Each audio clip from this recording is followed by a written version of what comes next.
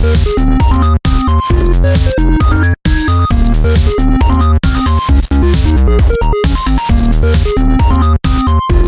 everyone, Mithrandiel here with the Geekly Grind, joined by our resident board game reviewer, Illusion, and this guy who was supposed to review stuff for us and never did. Yes! He's Preston. I don't know why he's proud of that. We were lucky enough to receive a copy of Starship Samurai from Plaid Hat Games, and courtesy of Asmodee North America. And yeah, we just dove into it tonight, gave it a playthrough, and Illusion here has some things to say about it. So tell us a little bit about this world. What are we doing? Why are we fighting in space? So this Starship Samurai is a 2 to 4 player game where we are space samurai. Basically, we're in these giant samurai mechs. We're in what's called the Lotus Galaxy. The Empress, who had kind of kept peace in the galaxy, has died, and we, as the leaders of the 4 largest clans, are kind of vying for control of the galaxy. So it's basically an area control game. There's 4 different areas here. We place our mechs and our ships there and try and get the most power in these areas. Also on the board over here, we're vying for influence over the smaller clans, and we get points based on which clans follow us, basically. And also we get points for controlling these certain areas throughout the game. It's a fairly simple mechanics, actually.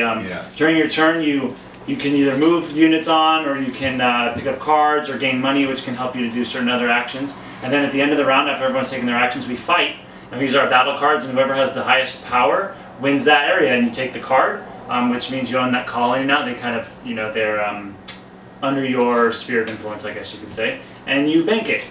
And at the end of the game, whoever has based on how many cards you get in points, you pick a winner. Yep. And this game, it was a pretty high-scoring game, I would say. With the total score ends at about 50.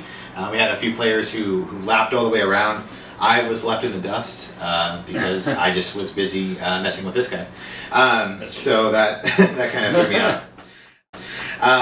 But there are basically four major actions that you can do, and you can assign them 1 through 4 values. So, for example, you can use your 4 token to gain 4 wealth, or draw 4 cards, or move allegiance up to 4 spaces. And so there's really every turn there's something really strategic and interesting to do, and there's a lot going on. So the way that it kind of balances out between the battles and diplomacy with the factions, it just was really engaging all the time, which I liked a lot. I personally really like the diplomacy aspect of it, because you could be dominating over here but not focusing over there, and that entire thing could change the entire game. Yeah. Like, we lost because of diplomacy. Yeah. And I think that's really fun. Yeah. But it's always shifting, always changing. It's funny, there's elements of it that remind me of Smash Up, if you're familiar with Smash Up, in terms of basically making sure you have enough power on a base, in this case a planet, to win it at the end of the round.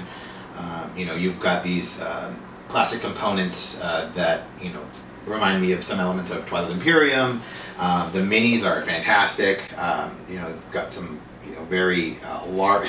They're joked to be minis, but they're very large miniatures. So getting down to how we feel about the game, I mean, the first thing you can tell is that the production quality is outstanding, right? I mean, the art is beautiful. It's Plaid Hat Games, so I didn't expect anything less, really. It looks great. The color scheme is awesome. These miniatures are, I mean, if you could call them miniatures, they're to die for. I mean, you look at them, they're so highly detailed. Makes me wish I could paint. Yeah, me too. I wish I had the patience and the skill to paint these. It's too bad I have this game, because I would make them look terrible if I painted them. Yeah, exactly. But they're each individual. Like, each one has like its own unique style. They're very cool. They're very high quality. Just really great. The art's great. The production is really great. And it just has a really nice table presence. The only thing I would say, one of the things that kind of stood out was some of the samurai's abilities can be a little one-sided. So if you're playing less than 4 players, we all got to kind of balance out the samurai. So I think we all got to dip our toes into the water, so to speak.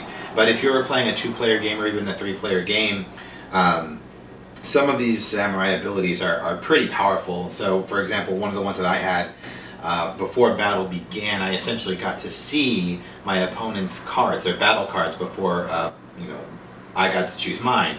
This is a huge strategic advantage. Basically, I could decide, if I'm not going to play a card at all and save that for later. And Yeah, so some of these samurai have pretty significant advantages, and so if you're in a 2 or 3 player game and you draw that, you're going to start off on a really great foot, and it might leave the other person feeling like they're at a disadvantage. I don't know what else anything else that we maybe could sharpen in this game at all.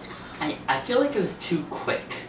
You know, with 4 players, I felt like it went by a lot too fast, which in normal games isn't a bad thing. Like, I would love if the game of Risk went by a lot quicker. But there are different factors. Yeah. But I guess in a 2-player game, it might be a lot slower. But I'm not sure. I haven't read the rule book. Yeah. Yeah. I appreciated the length. If you like Twilight Imperium, it's not the game for you. You know, it's not that kind of an area control game. It's a very light game.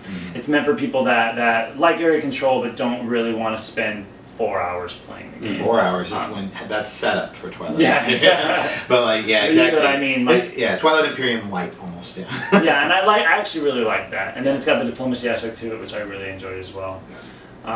It was fun. I mean, for our first playthrough, I really enjoyed it. Yeah.